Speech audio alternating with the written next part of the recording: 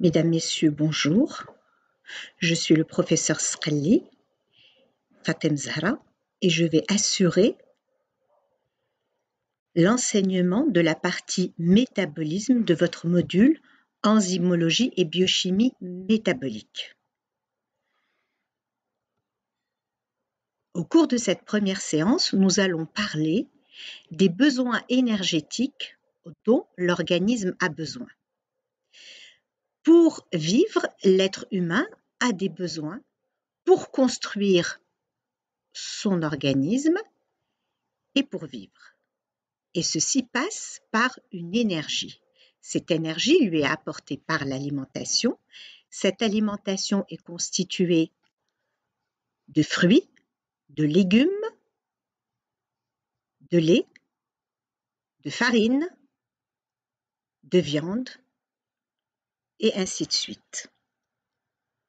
Quelle est la composition de cette alimentation? Cette alimentation est constituée de nutriments qui sont les glucides, les lipides, les protéines, les vitamines, les minéraux et bien entendu l'eau. Comment sont dégradés ces nutriments dans l'organisme?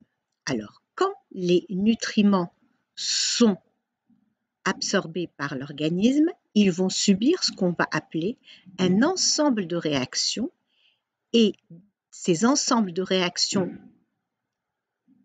et voies de dégradation des molécules qu'on va appeler le catabolisme.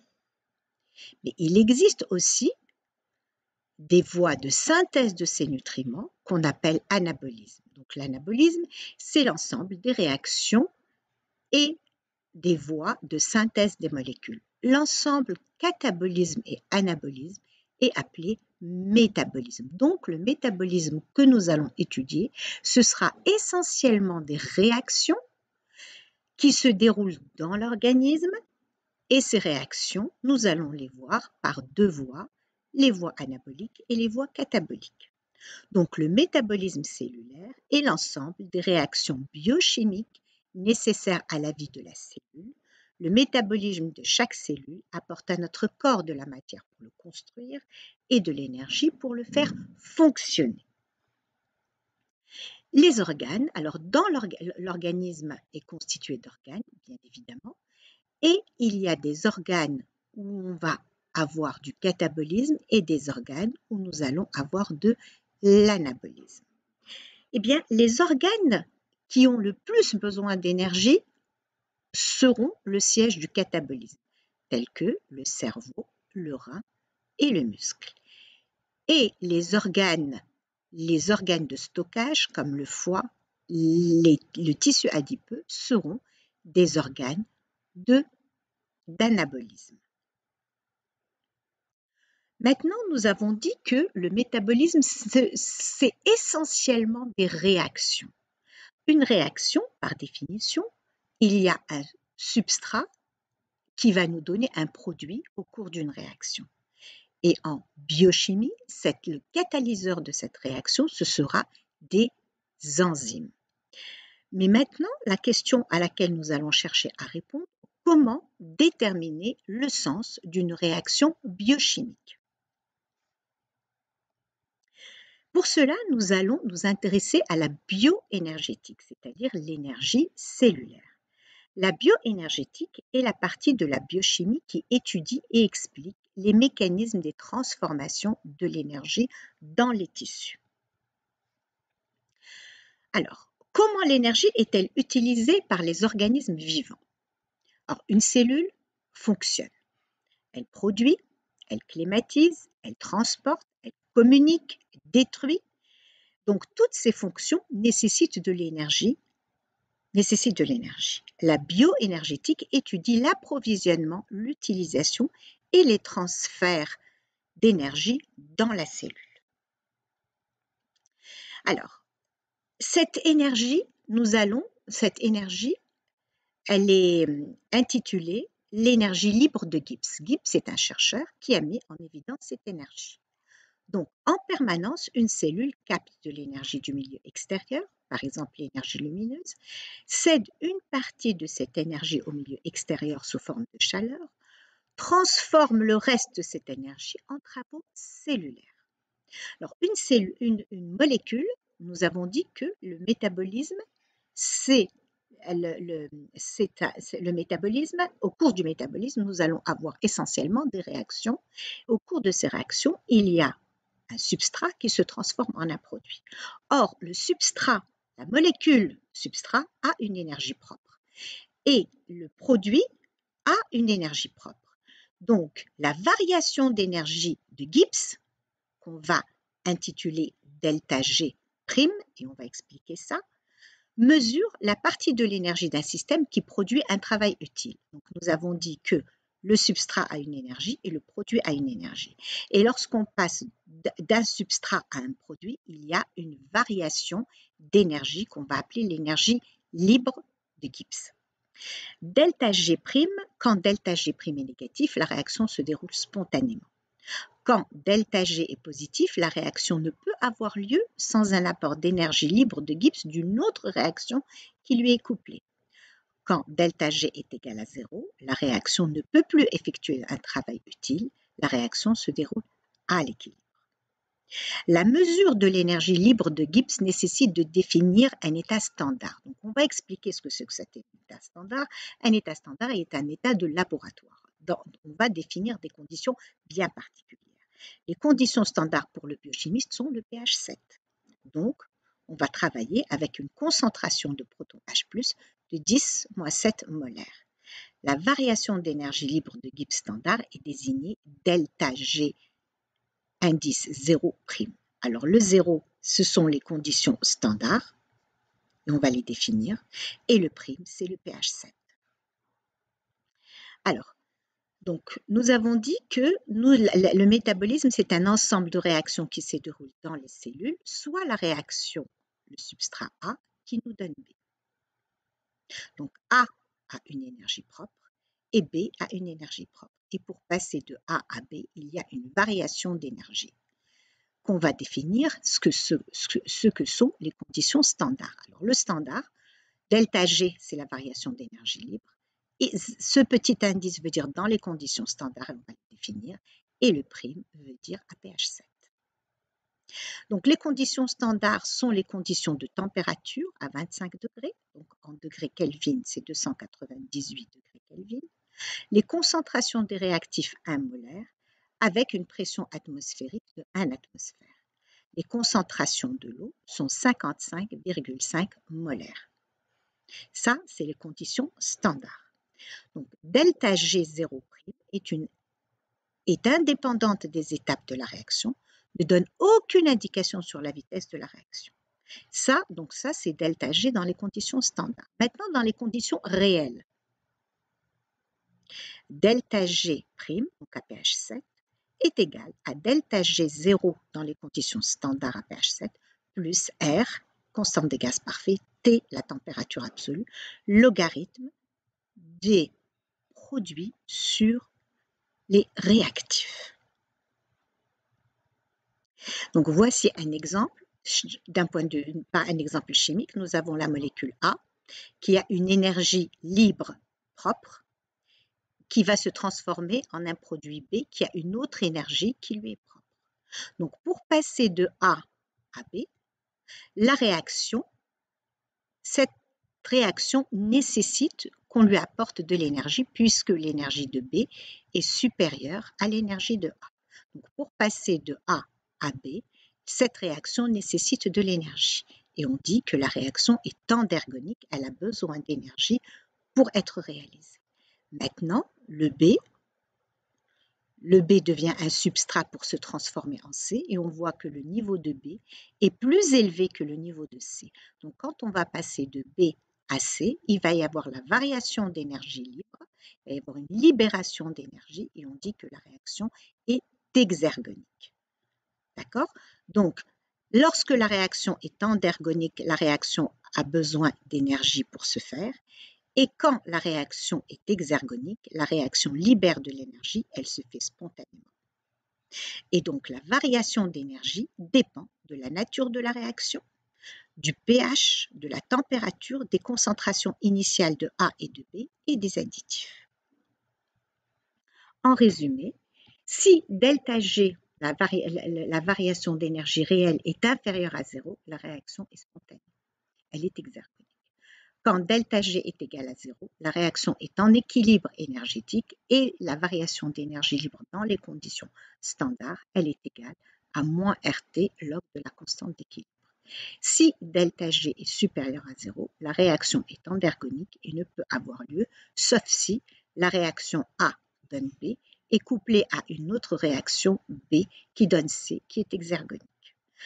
Donc, delta G, dans les conditions réelles, B qui nous donne C, plus la variation d'énergie libre de A qui donne B, doit être inférieure à 0, doit être négatif.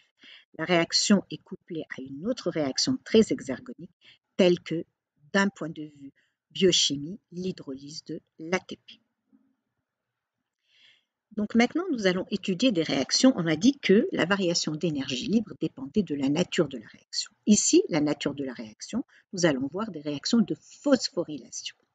Alors, ici, la réaction que nous allons étudier, c'est la phosphorylation du glucose par l'ATP. Cette réaction, nous allons la voir dans la glycolyse. Et c'est une réaction qui est catalysée par des kinases, la glucokinase. Alors, cette réaction, nous pouvons la diviser en deux demi-réactions. La réaction de phosphorylation du glucose par un phosphate inorganique, c'est une réaction qui demande de l'énergie, c'est une réaction endergonique, elle a besoin d'énergie pour se faire, alors que l'hydrolyse de l'ATP va libérer de l'énergie, et on voit que l'énergie est importante. Donc, pour que cette réaction de phosphorylation du glucose puisse avoir lieu, il faut la coupler avec l'hydrolyse de l'ATP. Et voici la réaction finale. ATP plus glucose nous donne glucose 6-phosphate plus ADP. Le couplage de ces deux demi-réactions nous donne une réaction thermodynamiquement favorable puisque c'est une réaction qui est exergonique, elle libère de l'énergie. Nous allons voir un autre exemple qui est, et cette fois nous allons phosphoryler de l'ATP à partir de l'ADP. Cette réaction aussi, nous allons la voir dans la glycolyse lorsque nous allons étudier le métabolisme du glucose. Et ici, qu'est-ce que vous voyez? Ça, cette molécule s'appelle le phosphoénolpyruvate, qui est une molécule de la glycolyse. Cette molécule va se transformer en pyruvate. C'est une réaction où on va casser la molécule ici, on va déphosphoryler le phosphoénolpyruvate en pyruvate plus un phosphate inorganique. Cette réaction, vous voyez, elle libère moins 62 kJ par mol. Bien, l'énergie qui de cette hydrolyse, de cette liaison, va nous permettre de phosphoryler un ADP et nous donner de l'ATP. Le couplage de ces deux demi-réactions permet, donc le phosphoénolpyruvate plus l'ADP nous donne le pyruvate plus ATP. Et là, vous voyez que la réaction est fortement exergonique puisqu'elle libère moins 31,5 kJ par mol. Et donc, vous voyez que pour phosphoryler, et c'est dans les exemples de réactions de phosphorylation, ce sont deux réactions exergoniques. Alors, l'ATP, c'est le carburant énergétique de la cellule. Toutes les voies métaboliques ont pour but d'apporter l'énergie nécessaire aux muscles sous forme d'ATP. Cette molécule est le carburant indispensable pour permettre la contraction musculaire. Dans le milieu cellulaire, l'ATP se trouve combiné au magnésium sous forme d'un complexe magnésium-ATP. Pourquoi? Parce que les kinases, pour fonctionner, elles nécessitent du magnésium. C'est pour former le complexe enzyme-substrat, le magnésium est fortement important. Sinon, la réaction ne peut pas se faire. Et pourquoi? Parce que le magnésium étant, c'est du Mg de plus, alors que l'ATP, c'est 2 charges négatives. Il faut neutraliser les charges négatives de l'ATP pour qu'elle puisse se fixer sur le site actif de l'enzyme. Alors, il n'y a pas de constitution de réserve d'ATP. Par contre, lors de l'effort, l'ATP est rapidement fabriqué à partir de différentes voies métaboliques, si bien qu'il n'y a jamais de diminution du taux d'ATP, même lors d'une contraction importante. Alors cet ATP, voici sa formule, l'adénine, le ribose et 3 phosphates, ATP. Et ici, quand on hydrolyse l'énergie, elle se trouve dans cette liaison-là et dans cette liaison-là. L'ATP, elle est à 10 puissance 9 mol par cellule, forme de stockage et transport énergétique. Il y a 2 liaisons riches en énergie, celle-là et celle-là. La durée de vie est très brève. Consommation au cours d'un exercice violent, 0,5 kg par minute. Alors, comment l'ATP est-elle une source d'énergie? Soit par hydrolyse d'une liaison anhydride d'acide, soit par transfert d'énergie dans une liaison phosphate. L'ATP plus l'ADP est constant. Par contre, le rapport ATP sur ADP varie en fonction de l'état énergétique de la cellule. Ici, nous avons un tableau récapitulatif d'un certain nombre de molécules qui sont riches en énergie. Alors, on dit que la variation d'énergie libre, la liaison riche en énergie, lorsque la variation d'énergie libre dans les conditions standards est inférieure à moins 25 kJ par mol. Voici un exemple de molécules riches en énergie. Par contre, même si ici, les molécules libèrent de l'énergie, ce sont des molécules non riches en énergie. Maintenant, nous allons voir les réactions d'oxydoréduction. Et cette fois, on va parler de potentiel d'oxydoréduction. Alors d'abord, nous allons définir ou vous rappeler, c'est quoi une réaction d'oxydoréduction. Alors les notions d'oxydation et de réduction. Une oxydation, c'est quoi? Une oxydation, c'est un gain d'oxygène, une perte d'hydrogène, une perte d'électrons. Une réduction, c'est une perte d'oxygène, un gain d'hydrogène, un gain d'électrons. Donc nous avons deux notions, la notion d'oxydation et la notion de réduction. Une oxydation, on gagne un oxygène, on perd un hydrogène, on perd un électron. Une réduction, on perd un oxygène, on gagne un hydrogène et on gagne un électron. Donc, quand on va parler d'une réaction d'oxydoréduction, ça veut dire qu'il va y avoir une molécule qui va s'oxyder et une molécule qui va se réduire, et inversement. Dans une réaction d'oxydoréduction, il y a un couple d'oxydoréduction constitué de deux demi-réactions qui sont couplées et réversibles. Un réducteur qui fournit les protons et les électrons et s'oxyde, et un oxydant qui capte les protons et les électrons et se réduit. Voici un exemple de réaction d'oxydoréduction. L'acide lactique, que vous connaissez, c'est un acide qui est produit dans les muscles. Quand vous faites un exercice intense et que vous ne respirez pas suffisamment, vous avez mal aux muscles, c'est l'acide lactique. Donc cet acide lactique plus le NAD+, le nicotine adénine dinucléotide, alors cette molécule-là, la molécule d'acide lactique ici présente, va perdre des hydrogènes et des électrons, et celle-ci va les gagner. Donc, on va oxyder l'acide lactique en acide pyruvique et on va réduire le NAD+ en NADH.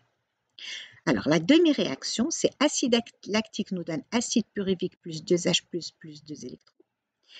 Et l'autre demi-réaction, c'est le NAD+, plus 2H+, plus 2 électrons qui va donner le NADH. Et donc, les deux demi-réactions nous donnent cette réaction-là qui est là. Comment identifier l'oxydant et le réducteur? Alors, toute réaction d'oxydoréduction est décomposée en deux demi-réactions qui sont couplées et réversibles. Chaque demi-réaction est caractérisée par ce qu'on va appeler un potentiel standard d'oxydoréduction. Et les conditions standards sont les mêmes que celles qu'on a vues pour la variation d'énergie libre de Gibbs. On appelle l'oxydant la demi-réaction qui renferme l'agent oxydant, qui va capter les électrons. Et on va appeler réducteur la demi-réaction renfermant l'agent réducteur et qui va libérer les électrons. Prenons un exemple. nous avons une molécule AH2.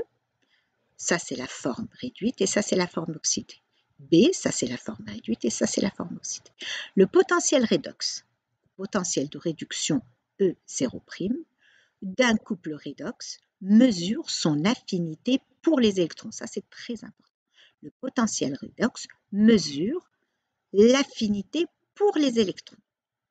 Alors, nous allons voir donc le potentiel redox, on a dit dans les conditions standards à 25 degrés à pH 7 et qui dépend de la concentration initiale des espèces oxydées et réduites. Mise en présence de deux couples d'oxydoréduction qu'on a vu, le transfert des H+ d'un couple à l'autre dépend du potentiel redox de chaque couple. Donc chaque couple a un potentiel d'oxydoréduction. Chaque couple a un potentiel d'oxydoréduction. Alors le transfert des H+ se fait du couple qui a le potentiel le plus bas vers celui qui a le potentiel le plus élevé. Si le potentiel redox du couple B est plus élevé que celui du couple A, donc E de B est supérieur à E de A, ça c'est le potentiel redox de B est supérieur au potentiel de A, l'oxydant c'est B et le réducteur c'est A. Donc la variation d'énergie, la variation du potentiel redox est égale celui qui a le potentiel le plus élevé moins celui qui a le potentiel le plus bas. Et ce sera toujours positif. On aura la réaction suivante. A, c'est le réducteur et B, c'est l'oxydant. Donc voici comment déterminer le sens d'une réaction. Ici, nous avons un tableau récapitulatif des différentes molécules. Celle-ci, c'est la molécule qui a le potentiel, c'est la molécule la plus réductrice et celle-ci, c'est la molécule la plus oxydante. Donc l'oxygène est la molécule la plus oxydante et l'hydrogène est la molécule la plus réductrice. Et on comprend aisément ceci. Là, nous avons la force de réduction. Ici, c'est le moins réducteur. Ici, c'est le plus réducteur. Et celle-ci, c'est la forme oxydante. Ça, c'est le plus oxydant et ça, c'est le plus réducteur. Et ici, nous avons le potentiel de réduction. Voici, nous avons un exemple et nous allons rechercher la relation entre la variation du potentiel redox delta E, 0', et la variation d'énergie libre dans les conditions standards d'une réaction. Donc, delta G est égal à moins NF delta E. Delta G, c'est la variation d'énergie libre de Gibbs. Ici, c'est le potentiel d'oxydoréduction. F, c'est le nombre d'électrons échangés. N, c'est le nombre d'électrons échangés. Et F, c'est la constante de Faraday. Nous allons prendre un exemple. Là, ça, c'est la molécule la plus réductrice. Ça, c'est le nicotinamide adénine du nucléotide plus 2H+, plus 2 électrons qui nous donne le NADH. Le potentiel de cette molécule, il est de moins 0,32 volts. Ça, c'est l'ubiquinone qui va capter les H+, plus les électrons, et qui va aller, c'est son état oxydé, ici c'est son état réduit. Le potentiel redox est égal à plus 0,045 volts. Et on a vu tout à l'heure que la variation d'énergie, la variation du potentiel redox, il se fait de la molécule qui a le potentiel le plus élevé, moins celle qui a le potentiel le plus bas. D'accord? Et cette réaction, nous allons la voir dans le mécanisme de phosphorylation oxydative. Quand nous le verrons, nous verrons la chaîne respiratoire, le transfert des électrons le long de la chaîne respiratoire. Donc la variation d'énergie libre la variation d'énergie libre de Gibbs dans les conditions standards est égale 2 électrons sont échangés, F, constante de Faraday, et ici, c'est le variation delta E. C'est égal à moins 69,5 kJ par mol. Plus la différence entre les potentiels redox est élevée, plus l'énergie libérée par la réaction d'oxydoréduction sera forte. Voilà, je vous remercie de votre attention.